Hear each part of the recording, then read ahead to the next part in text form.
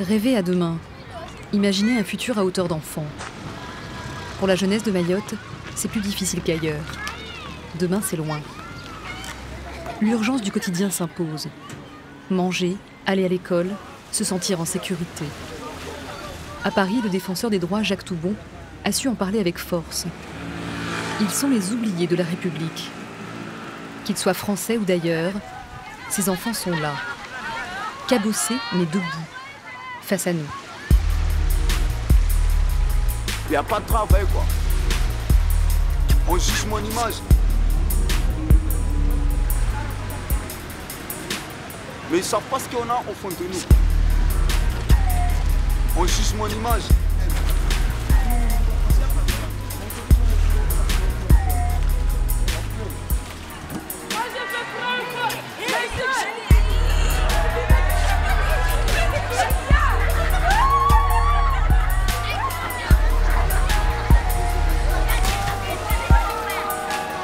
Ici, un habitant sur deux a moins de 18 ans.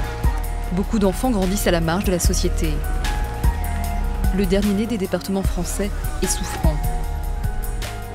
L'île peine à supporter la charge démographique et migratoire et 8 habitants sur 10 vivent sous le seuil de pauvreté. Alors, tout dysfonctionne. Tellement qu'en 2018, c'est un ras-le-bol général. Ce combat ne doit pas nous désunir. Et bien au contraire. Les Mahorais appellent à l'aide et se sentent abandonnés par l'État français.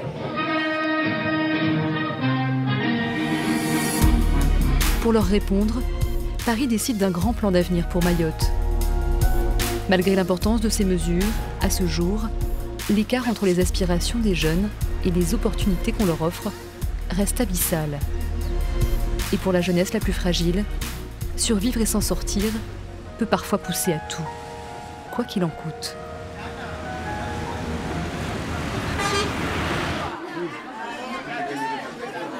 Du calme là, hein.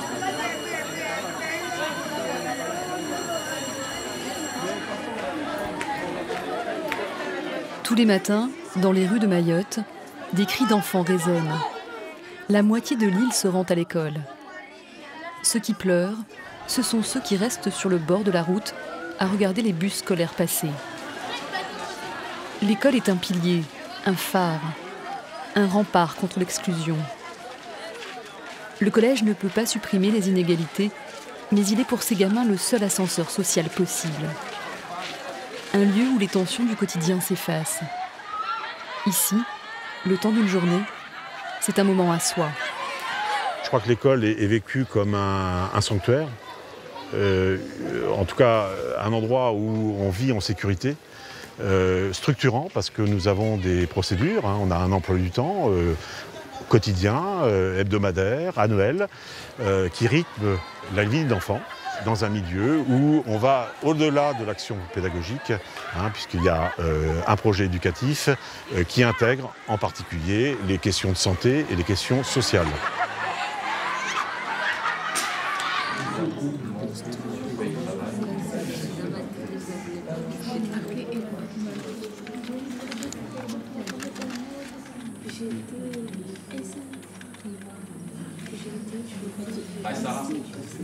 Vous avez tous écrit quelque chose sur votre autobiographie personnelle, sur un événement qui vous a marqué. C'est-à-dire ce qui vous est arrivé à vous personnellement, lorsque vous étiez à la maison, lorsque vous avez connu des caillassages, etc. Maintenant, j'ai besoin que vous cherchiez sur Internet le témoignage des médias. Je veux une vue objective. La violence des sujets choisis n'a rien d'un jeu vidéo.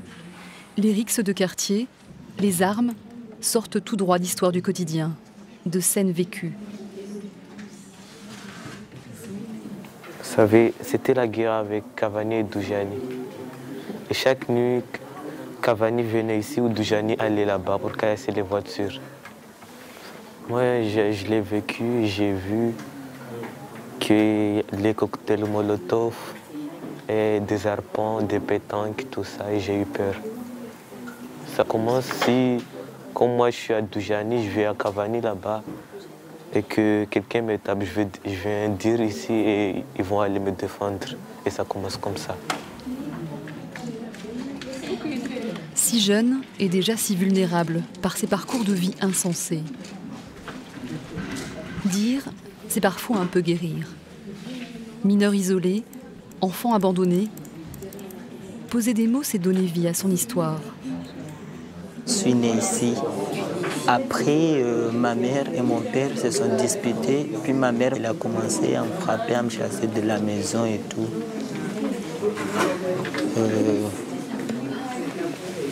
Je me débrouille pour trouver à manger.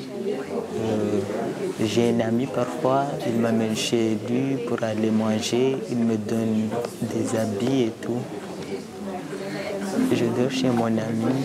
Parfois, je dors dehors. Le week-end, je pars à la campagne pour aller chercher quelque chose à manger ou des fois je bois de l'eau. Quand les gens dorment, je rentre chez eux pour me laver et quand le matin arrive, je vais à l'école. J'ai compris que si je viens à l'école, c'est le seul moyen pour me sortir de cette situation. On va être amené à signaler des situations ou à faire des informations préoccupantes sur des situations qui sont soit inquiétantes, soit vraiment très graves en fonction du degré de la situation. Et concrètement, derrière, c'est compliqué après pour que le relais se mette en place. Parce qu'il y a un tel besoin que derrière, il n'y a pas forcément le nombre de personnes adéquates pour prendre en charge les situations de ces enfants-là. À titre d'exemple, une famille d'accueil, ici, ils peuvent accueillir 5, 6, 7 gamins, chose qui est impensable en métropole.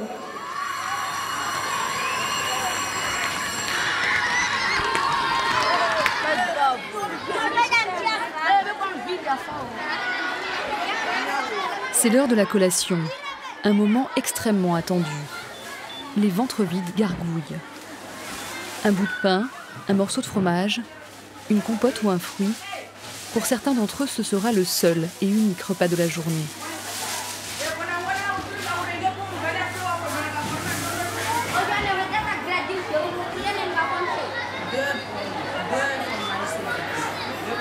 J'ai travaillé dans les quartiers nord à Marseille. J'ai fait les quartiers de Lyon aussi, bien craignos. Les enfants qui n'avaient pas à manger, les familles qui venaient me dire on n'a pas à manger, mais qui en fait avaient quand même à manger, j'en ai vu partout. Les femmes ici, les enfants, ils viennent, ils n'ont pas à manger, ils n'ont pas mangé. Ils n'ont pas mangé hier, ils n'ont pas mangé avant-hier. Ça, pour moi, c'est énorme. Il y a des gamins qui vont manger leur collation de suite, d'autres qui vont la garder pour plus tard, d'autres qui vont la garder pour la maison pour partager avec les frères et sœurs. D'autres qui vont se battre pour l'avoir, d'autres pas. Honnêtement, ça dépend. Il y a plein de cas de figure.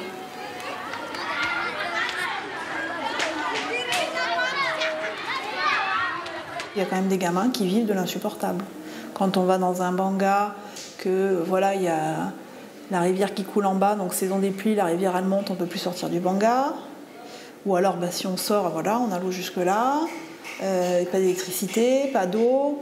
Enfin, je veux dire, ce sont des conditions de vie qui sont quand même insupportables, inhumaines. Moi, je me souviens, la première visite à domicile que j'ai faite, j'ai dit, mais même pas pour nos poules, on met ça.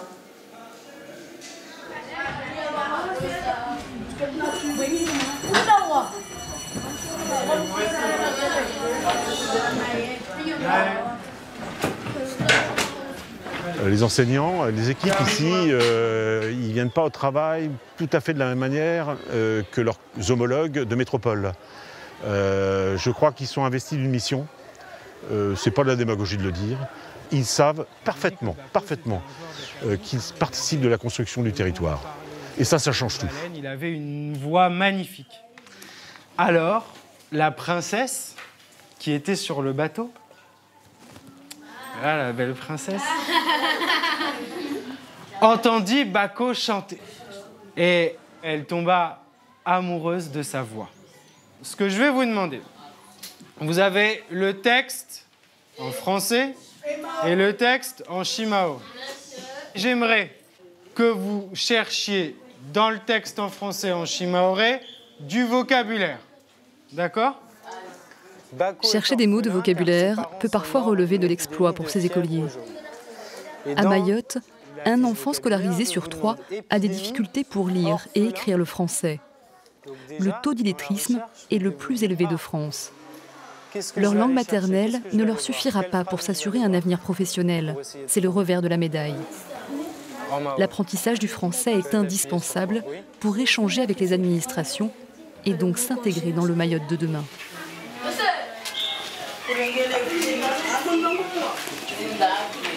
On voit que avec ces élèves-là qui ne maîtrisaient pas la lecture et l'écriture à l'entrée en 6e, il y a eu certains blocages, c'est évident. Et donc réintégrer la langue maternelle dans l'enseignement du français, c'est aussi instaurer un climat bienveillant pour qu'ils puissent apprendre la langue de scolarisation. Et on s'en rend rapidement compte quand on commence à intégrer la langue maternelle dans notre enseignement, il y a une hiérarchie des langues. Et les élèves n'osent pas souvent s'exprimer en mahorais. Et le fait de débloquer les choses, ça leur permet de rentrer davantage dans les apprentissages en langue française et d'adopter une culture scolaire en français.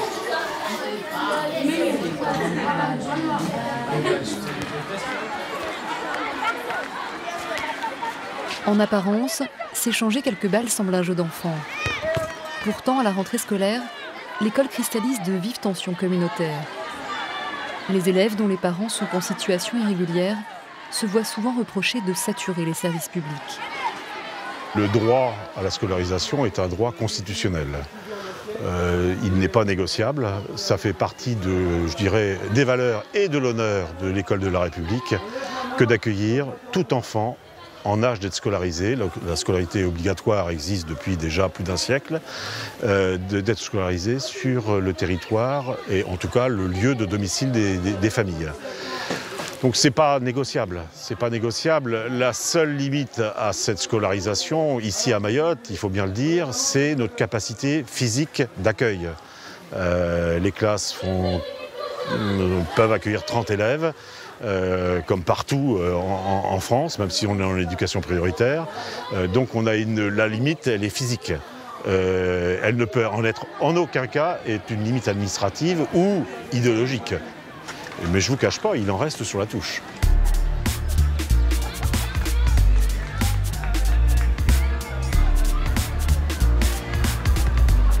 Quand on reste sur la touche, le quotidien se fait dans la rue.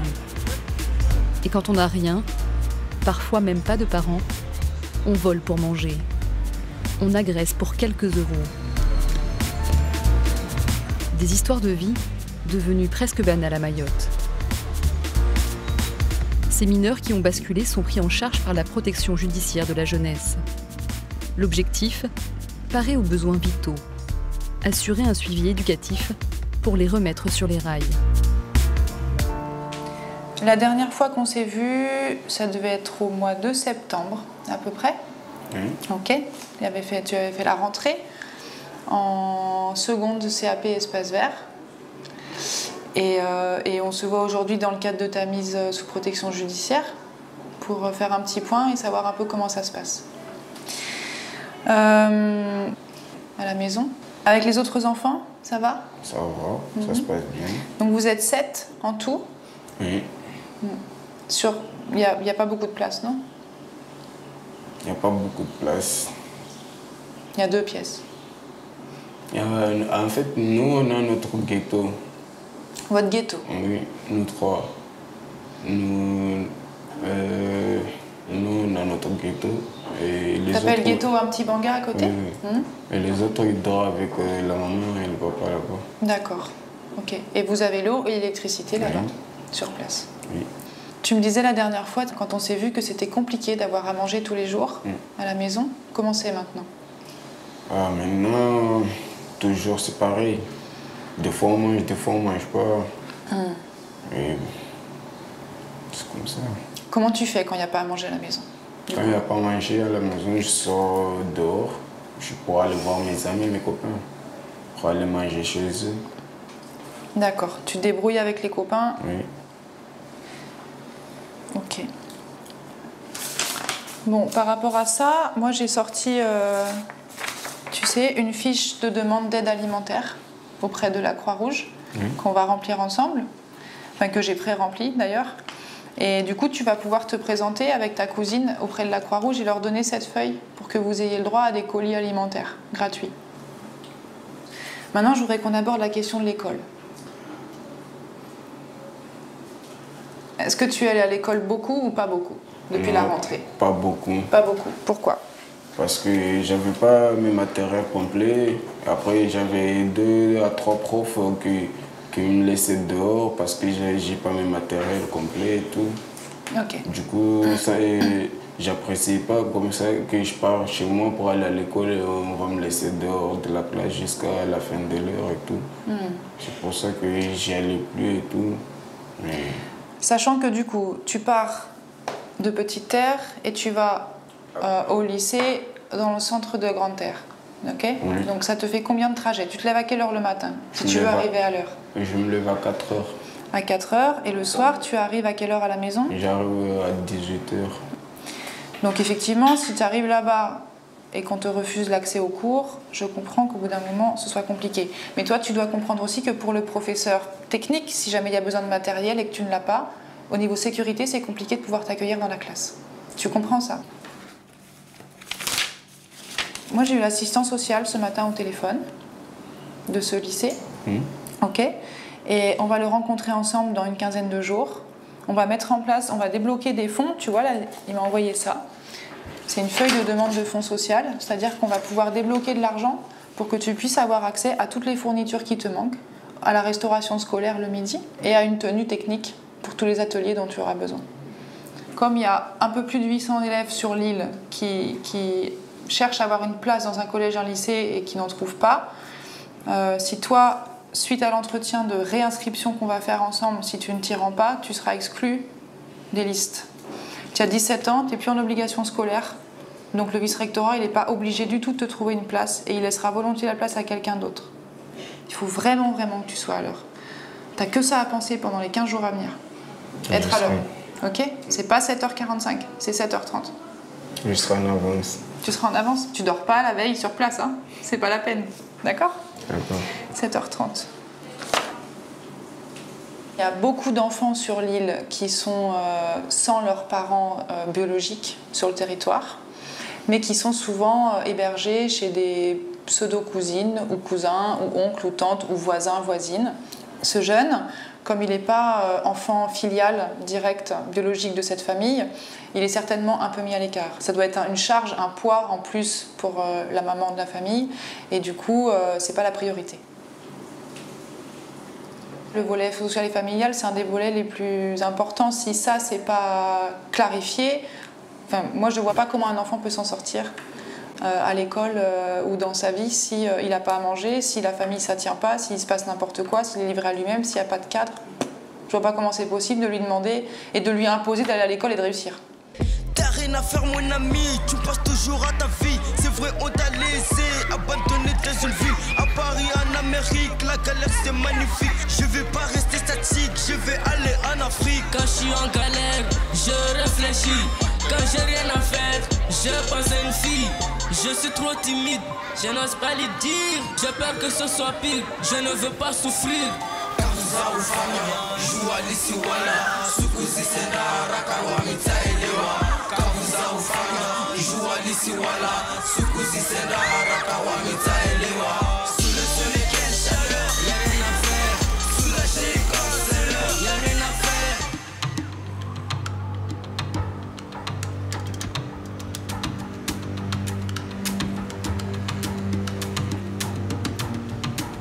Voici Kawéni, le plus grand bidonville de France.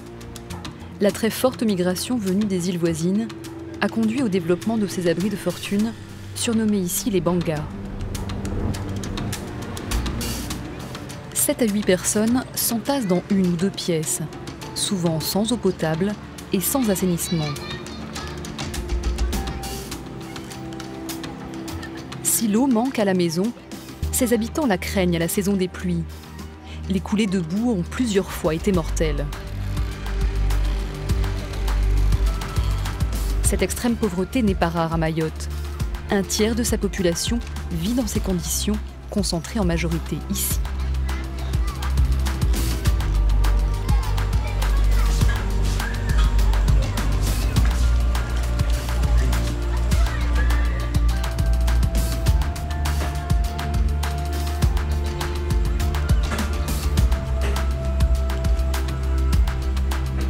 Il est difficile de pénétrer dans les lieux. Les ruelles sont escarpées, les habitants souvent craintifs. Francis est un des rares à pouvoir s'y rendre. Il est éducateur de justice et se confronte souvent aux mêmes schémas familiaux. Des mères désemparées ou résignées, avec des enfants mineurs qui fuguent et qui échappent à toute autorité. Ce matin ne fait pas exception. Une mère abattue va le recevoir. Son fils a déserté le domicile familial et a sombré dans la drogue. Il consomme du bangui, le cannabis local, et de la chimique. Une drogue de synthèse mortelle, un fléau à Mayotte. Bonjour. Bonjour. On a essayé d'appeler à plusieurs reprises, hein, mais on ne vous a pas eu. Alors, moi je suis très embêté et c'est pour ça que je suis venu parce que voilà, il ne vient plus à mes rendez-vous, ça fait facilement 1 mois qu'il ne vient plus et ça devient dommageable parce qu'en plus on est sur la réflexion de ses papiers, hein, il doit fournir un certain nombre de papiers, il ne vient pas. Hein, et on risque de se retrouver dans la même situation que la fois où il était arrêté par le CRA, il était à 2 doigts de se faire expulser, quoi. Je lui dis d'y aller, mais il me demande de lui donner de l'argent alors que je n'en ai pas. Quand j'en ai, je lui en donne. Quand je n'en ai pas, je ne lui en donne pas. Il me répond, alors comment je fais pour aller à ce rendez-vous? Et moi, je lui dis, comment est-ce que je peux faire? Je ne travaille pas. Alors comment avancer de l'argent? Il se plaint aussi de ne pas avoir de vêtements. Je lui dis aussi, tu vois la situation dans laquelle on vit, ouvre les yeux. J'assume seul le rôle de papa et de maman. Toi qui es grand, tu dois faire des efforts et donner un sens à ta vie.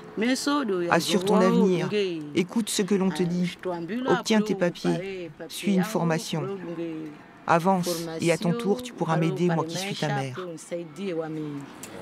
Mais ce qui me surprend, c'est que parfois, souvent d'ailleurs, les dernières fois, je lui donne de l'argent, je lui paye l'aller, le retour, et souvent pour les rendez-vous suivants, je lui donne parfois aussi de l'argent, hein, l'argent du taxi pour qu'il puisse venir. Moi j'ai appelé Jacaranda, hein, où il doit être suivi, il ne va pas non plus aux rendez-vous médicaux. Alors c'est peut-être parce que quand ils ne vont pas aux rendez-vous médicaux, c'est parce qu'ils ont encore assimilé de la drogue et ça se verra lors des examens. Est-ce qu'il recommence à fumer de la drogue, du cannabis, de la chimique? Est-ce qu'il boit? Oui, ça lui arrive. Il a le temps de retrouver des copains qui lui en donnent. Mais comme on ne se voit pas, je ne sais pas à quel rythme. Je ne sais pas s'il continue ou s'il a arrêté. Et donc, ce qui est dommage, c'est que moi, je suis obligé à un certain moment de fournir donc des écrits au magistrat, hein, et d'avertir qu'il ne vient plus me voir et savoir qu'on l'a perdu et qu'il ne respecte pas ses obligations, ce qui peut le ramener en prison. Alors, elle disait tout à l'heure que ses frères arrivent à le voir de temps en temps. Est-ce que ses frères peuvent lui transmettre le message de venir me voir très rapidement au service? Parce que s'il est encore éligible pour l'instant, hein, le magistrat peut très bien arrêter les mesures et là, dans ces conditions, on ne pourra plus intervenir et là, il sera expulsé. Est-ce qu'elle a des questions? Oui, j'ai une question. Dans mon foyer, j'ai un problème. Je n'ai pas de papier alors que j'ai des enfants qui sont nés ici. Je ne peux pas justifier d'une adresse fiscale. J'aurais voulu savoir s'il serait possible qu'il m'aide au niveau des papiers pour obtenir un titre de séjour et que je puisse vivre avec ma famille. J'ai peur des autorités, de la police.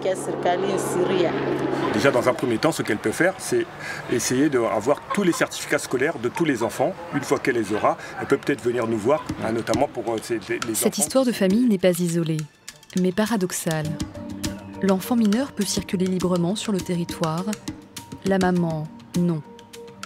Tous les déplacements sont trop risqués ou trop éloignés quand on est sans papier. Accompagner son fils à l'école, se rendre à l'hôpital, peut prendre plus d'1 heure de marche. Des trajets où la peur de se faire contrôler par la police de l'air et des frontières, la PAF, conditionne souvent le choix de rester au bidonville. Et même lorsque l'on dépasse cette crainte, les risques pris sont parfois inutiles. La plupart des dispensaires sont saturés, les familles ne sont pas certaines d'être reçues. Les consultations sont gratuites pour les enfants. Il faut compter entre 10 et 30 € pour un adulte qui n'a pas de couverture sociale. Une petite somme au regard du service rendu, mais comment l'envisager quand on vit avec moins d'1 € par jour ?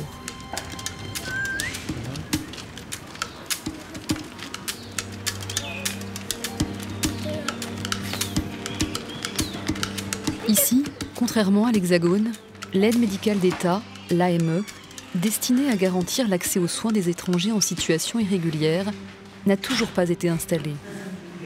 Alors Médecins du Monde reste souvent le seul moyen pour se faire soigner gratuitement.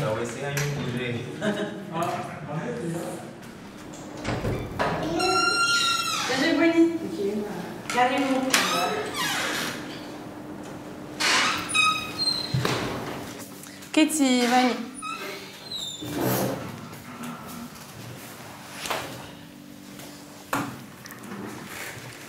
Alors aujourd'hui, on se revoit, du coup, on voit votre enfant parce qu'on l'avait vu il y a quelques semaines et il avait un gonflement. Moi, je voulais le revoir parce qu'au niveau du poids, c'était pas tout à fait parfait et on voulait voir s'il avait bien repris du poids depuis la maladie.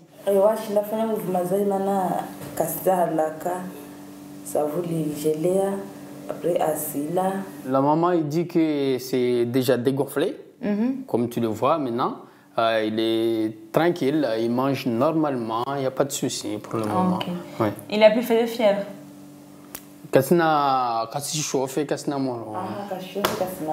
D'accord, il n'y a rien. Ok, d'accord. Alors on va recontrôler son poids. Vous pouvez juste le débarrasser, enlever le petit t-shirt.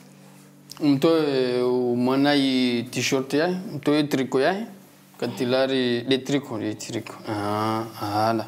Ce qui me frappe particulièrement ici chez les enfants, c'est qu'il y a beaucoup plus de problèmes de peau liés à l'hygiène. Donc il y en a beaucoup d'enfants qui viennent avec des plaies qui sont surinfectées, avec des piqûres de moustiques aussi qui grattent, qui sont surinfectées. Donc ça, c'est quelque chose qui est très fréquent comme motif de consultation. Après, ce qui est présent ici et qui n'est a priori pas présent ailleurs en métropole, c'est le problème de la malnutrition. On voit quand même un certain nombre d'enfants en malnutrition qu'on dépiste et qu'on suit en partenariat tant bien que mal avec les structures qui existent ici à Mayotte. Au départ, la PMI avait des médicaments et donc pouvait donner tous les médicaments nécessaires à la malnutrition, ce qui n'est plus le cas aujourd'hui. Donc maintenant, ce qui se passe, c'est que du coup, pour avoir les médicaments, parce que nous, c'est une volonté de Médecins du Monde aussi de ne pas les avoir au sein de notre structure, parce que l'objectif est que l'État prenne ses responsabilités et mette en place un système pour traiter la malnutrition ici sur l'île. Et donc, moi, j'envoie ces patients au dispensaire de Jacaranda pour qu'ils se fassent prescrire les médicaments nécessaires.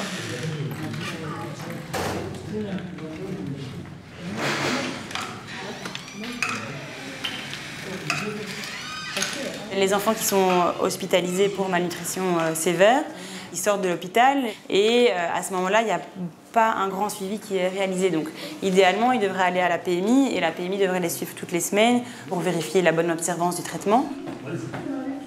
À Mayotte, tout tourne beaucoup. Il y a un gros turnover des équipes et il y a un gros turnover au niveau des façons de faire les choses. En fait, tout dépend des PMI, tout dépend des endroits. Il y a des endroits où ça va bien fonctionner pendant quelques mois, puis ça ne va plus fonctionner.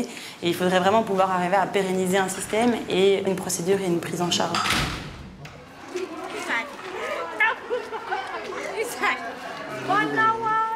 La protection maternelle et infantile de Mayotte est la plus importante de France.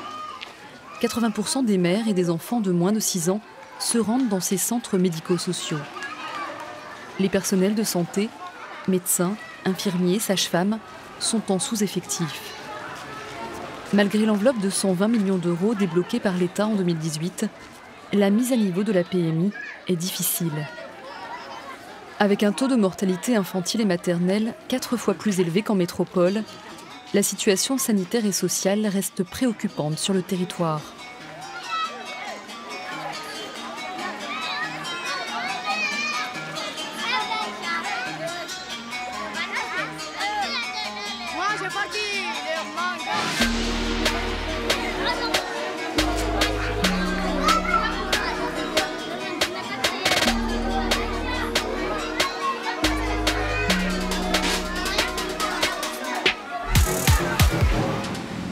L'hôpital de Mamoudzou est la plus grande maternité de France. Plus de 9500 bébés y naissent chaque année. Beaucoup de parents sont très jeunes, parfois même mineurs. Ils sortent tout juste de l'adolescence, ne savent pas faire. Pour asseoir leur autorité, ces jeunes parents reproduisent alors le schéma éducatif qu'ils ont eux-mêmes reçu. Un modèle à la dure, des coups pour punir. Une vision traditionnelle de l'éducation qui se heurte parfois aux droits de l'enfant. Quand on est maman à 16 ans, on peut perdre pied.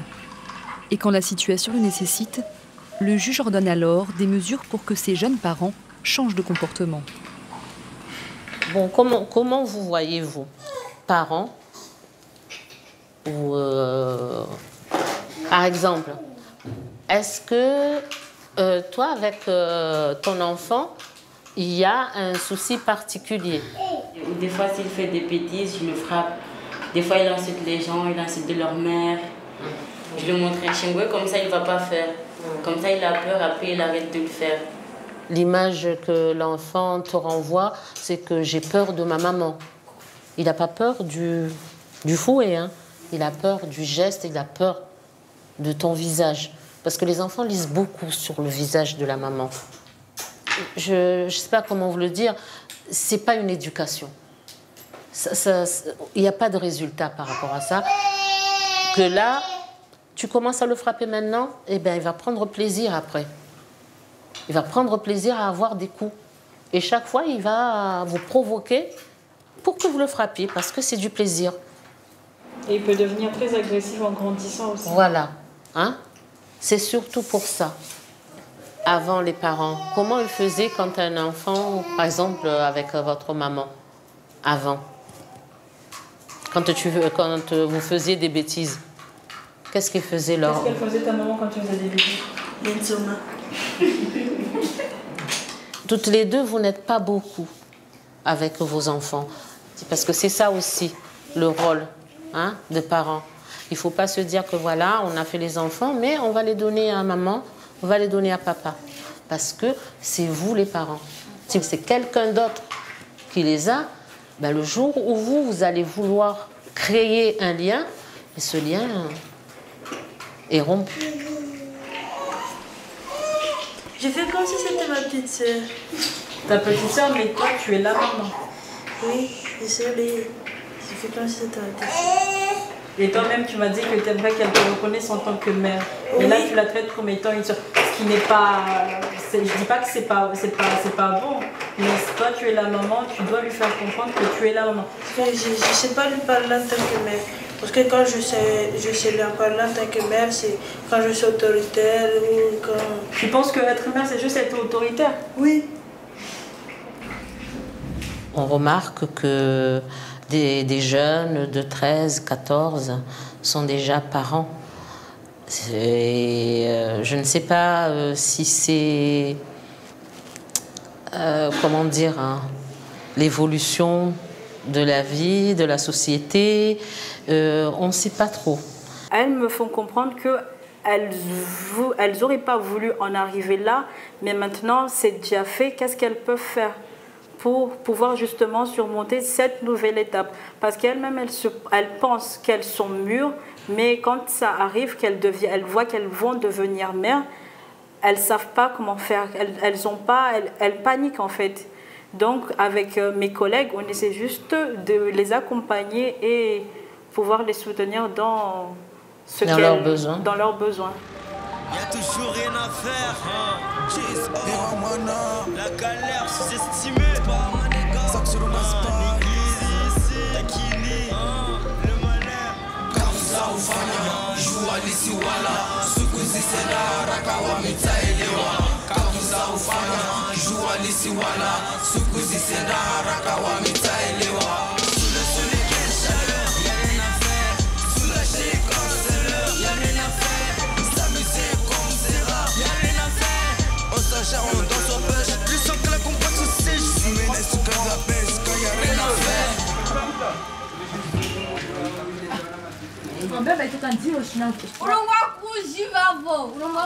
Hormis l'école, il n'y a rien à faire.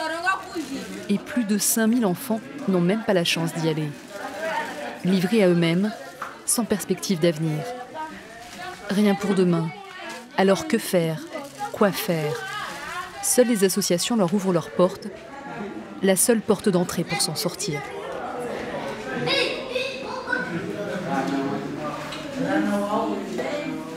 Un enfant mineur ne peut pas être en situation irrégulière, il est en situation d'avoir besoin d'être protégé.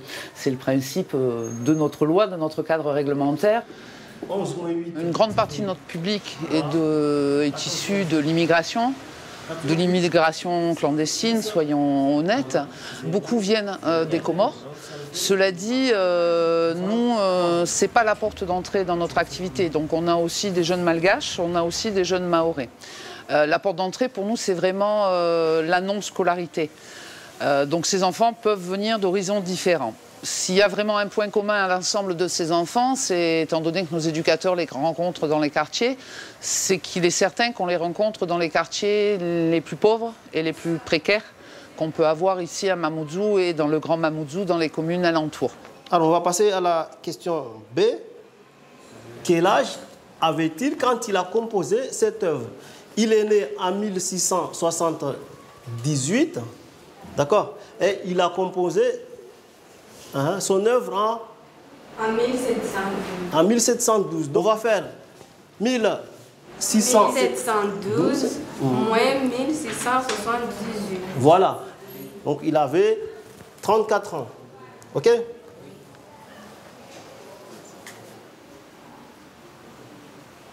Là, on prend vraiment les bases, quoi. Donc, je les ai eus. Ils avaient beaucoup de difficultés à travailler sur des problèmes. Donc, on essaie des problèmes tout simples. Et donc, j'insiste là-dessus, sur bien les préparer pour que le jour où ils ont la chance d'être scolarisés, au moins qu'ils aient quand même de la matière, quoi. Donc, qu'ils ne soient pas trop en retard par rapport à leurs camarades au collège. Si. On a la chance de travailler maintenant depuis plus d'1 an avec le CASNAV, un des services du vice-rectorat, ce qui nous permet d'en accompagner certains à l'accès à la scolarisation, évidemment. Pour prendre un exemple, en 2017, sur 168 enfants qui ont été suivis dans notre pôle pédagogique, 113 ont pu être scolarisés. C'est un résultat dont on est très fiers, dont on est très fiers, très clairement.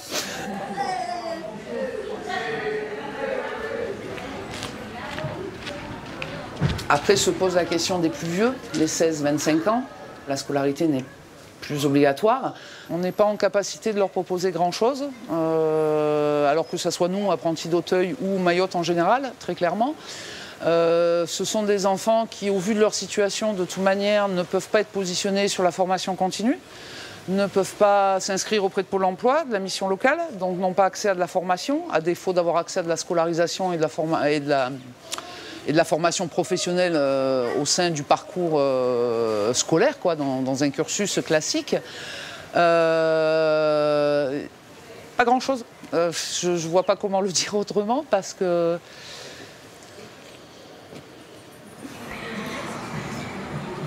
Pour moi, je me sens déjà une adulte, une femme, mais j'ai rien pour aller plus loin. C'est difficile. Pour moi, c'est difficile. Je sens comme je n'existe pas, quoi. De rester sans rien faire à la maison. Je me sens, et de voir mes voisins, je vois mes frères aller à l'école, et moi, rester à la maison sans rien faire. Des fois, je me mets des idées que d'aller faire des choses que je ne fallait pas faire, mais... Sur moi, j'ai peur de moi. J'ai peur de moi qu'un jour, de ce que j'ai en train de faire, que je ne trouve pas une école, je ne trouve pas ni rien. J'ai peur de moi parce qu'un jour, je pourrais m'agresser de tout ce que je peux voir. Parce que quand on ne fait rien, on est en train de penser des choses qui sont vraiment très, très, très horribles. Je voudrais qu'ici à Mayotte, ça change. On a peur de sortir dans la rue parce qu'il y a la PAF, il y a la police qui contrôle tout. Moi, on m'a déjà arrêté 3 fois. J'ai sorti pour aller accompagner ma tati qui partait en voyage. Ils étaient sur la barge, un petit terre là-bas. Ils fouillaient partout, ils fouillaient tout le monde. Et moi, j'avais très peur qu'on m'arrête pour on me demande si j'ai des papiers ou pas. Et moi, je n'en ai pas. J'étais juste dans le coin pour y échapper. Et à chaque jour, j'ai pris pour que la préfecture nous aide vraiment, qu'on s'en sort bien. Des fois, les Maoris, ils ont raison de réclamer à propos des étrangers. Parce que l'île, il est trop petit, on ne peut pas se regrouper tout le monde ici. Mais il y a la manière qu'il doit se comporter pour expliquer les gens. Il y a la façon de parler, pas l'insulter, pas... Oui, ils ont raison. Mais il y a des choses qui ne sont pas raison. C'est impossible de discuter avec les Mahorais, les jeunes Mahorais. Parce que déjà, leur famille, leurs parents sont déjà mis dans la tête que nous, les étrangers, c'est nous qui ont détruit leur île ici à Mayotte. Alors que moi, je suis en train de subir les conséquences des gens qui sont déjà passés. Alors comment je peux faire?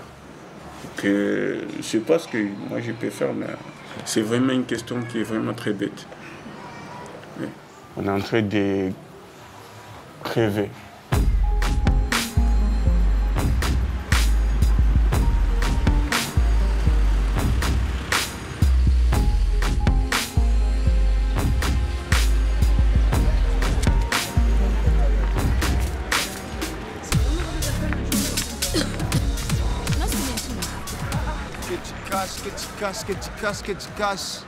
Que tu caches, bonjour.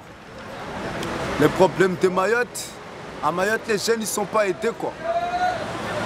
Il y a des travailleurs à Mayotte, mais les politiciens et le maire, ils nous font pas de confiance, quoi. Ils nous laissent chômer, on galère, tu vois. On n'a rien à faire au quartier, le quartier n'a plus rien à faire, on est obligé de faire n'importe quoi. Et il ne veut pas nous attendre, il ne veut pas nous aider, quoi. Et il dit tout le temps que les jeunes, ils ne comprennent rien et les jeunes de Mayotte, ils sont comme ça. Ils disent que c'est les Anjouanais et les Comoriens qui volent. Même les Maoris, ils volent. On est tous en chômage, là. Mais il n'y a pas de travail, quoi. Je vais où? Je vais partout, à Kaweni, partout, quoi. Je cherche du travail. Les gens ne trouvent pas. Et je vais vivre comme les autres, quoi. Je peux être le dernier. On ne me fait pas de confiance, quoi. On juge mon image. En fait, eux, ils ont peur de moi, quoi. Ils ont peur de mon image. Mais ils ne savent pas ce qu'on a au fond de nous, quoi. Peur de l'autre, peur de ne pas trouver du travail. Au fond, la peur de grandir est une réalité à Mayotte. L'île offre peu de perspectives d'avenir quand près d'un jeune sur 2 est au chômage. Dans ces conditions, difficile de construire le pays de demain. La situation est critique. L'ennui pousse à la faute. Face à cette violence de rue, l'incarcération des mineurs n'est pas forcément la réponse adaptée. Dans ces bureaux de la protection judiciaire de la jeunesse, on casse plusieurs clichés. D'abord par les chiffres. Seuls 10% des mineurs délinquants sont étrangers. Puis par les actions menées. On mise sur l'éducation et le social pour réinsérer. Une des inquiétudes du moment, c'est le phénomène de bande. Pour être accepté par le groupe, il faut en passer par des rituels sordides. Parfois, on doit violer. Les enfants victimes deviennent à leur tour agresseurs. Donc c'est un jeune que personnellement j'ai rencontré 3 fois. Voilà, il est passé en audience la semaine dernière. Il a été jugé sur des faits de vol avec violence. Alors c'est un gamin, physiquement, il est assez petit de constitution. Et en fait, il a toujours été avec des grands. Donc j'imagine aussi pour être protégé, etc., etc. Et du coup, du fait qu'il soit le plus petit, c'est toujours lui qui a posé les actes les plus graves. C'est à lui qu'on donne le couteau, c'est à lui qu'on... Parce qu'après, les rites initiatiques qu'il a eu au tout début, là, quand on a commencé à le suivre au tout début, c'est les phénomènes de bande et c'est tout ce qu'on doit faire pour pouvoir entrer dans une bande. Et du coup, il y a eu, on tue des chiens, on se viole un petit peu pour rentrer, on fait des choses. Et effectivement, sa place, elle est ancrée. Et maintenant, c'est des délits qu'on fait avec nos copains quand on est bourré ou on a besoin d'un truc, on va voler. Donc ouais, effectivement, il n'y a plus de ça, mais moi je... C'est pour ça que la rupture avec la bande, moi, ça me semble complètement adapté. C'est le point d'ancrage de pourquoi la demande un CER. Oui, non. Voilà. Ce qu'on a pu fixer, lui et moi, comme objectif, c'est aussi de remettre le pied à l'étrier au niveau de l'insertion et de la prise en charge, de se remobiliser autour d'un quotidien. Parce que, en gros, ce qu'il a pu me dire, c'est donc il rentre, on va dire, le soir chez lui. Il reste la matinée à regarder la télé. Il va sortir en début d'après-midi. Et en fait, ses journées sont comme ça, en fait. Il fait rien. Généralement, c'est ce qui arrive à motiver les gamins, ce qui arrive à les faire sortir un petit peu de tout ce qu'ils font, c'est l'insertion, quoi. Et là, dans l'insertion, il n'y a rien. Il n'y a rien depuis 2 ans, il n'y a rien. Le gamin, il n'a même pas fait un stage. Par rapport à l'insertion des jeunes ici, on comprend que c'est très compliqué parce que certains jeunes n'ont même pas de papier, donc on ne peut pas les proposer d'autres dispositifs spécifiques. Donc les structures sont limitées, donc il y a très peu de place, il y a des listes d'attente infinissables, donc il y a tout ce contexte qui je pense, est à prendre en compte, qui fait qu'au niveau de l'insertion, on rame. Passer du tribunal à l'insertion professionnelle, pas si simple à Mayotte. La protection judiciaire de la jeunesse a mis en place ses propres chantiers d'insertion. Tu vois, tu as des petits crans, tu les vois les petits crans là? Alors peut-être, tu vois, fais un peu comme moi là. Tu vois, elle est trop ouverte la tienne, tu vas t'embêter. Un dispositif pour que ces jeunes éloignés de l'école ou de la formation prennent un nouveau départ dans la vie. Tu vois, regarde, hop, on le positionne bien.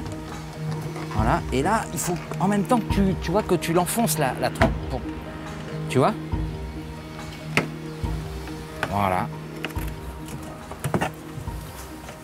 Si derrière les jeunes, on présente la fabrication d'un bateau comme un objectif final, notre objectif, c'est d'abord l'insertion, ce qui fait que derrière tous les savoir-faire qu'on travaille, il y a énormément surtout de savoir-être. C'est avant tout de leur apprendre à travailler en équipe, respecter le matériel, les outils, être capable de travailler, ce qui n'est pas leur habitude, travailler sur des tâches laborieuses et longues, qu'il faut continuer, même si on n'en a pas envie. Ah, alors, il va se positionner dans ce sens-là. Ouais. Ah, t'as oublié la rondelle, hein? Ouais, tu as vu? Tac.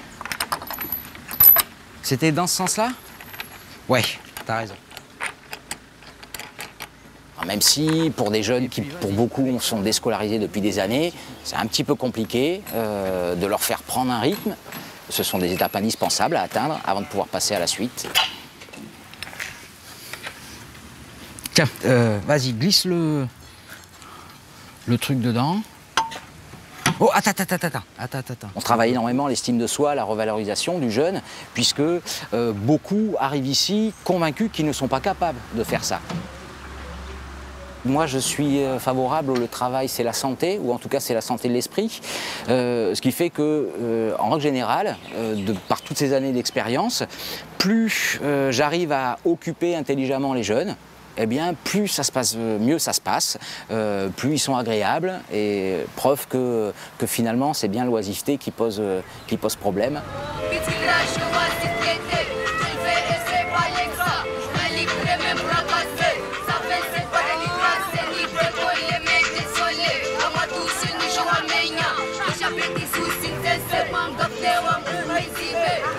Je ne veux pas être le dernier.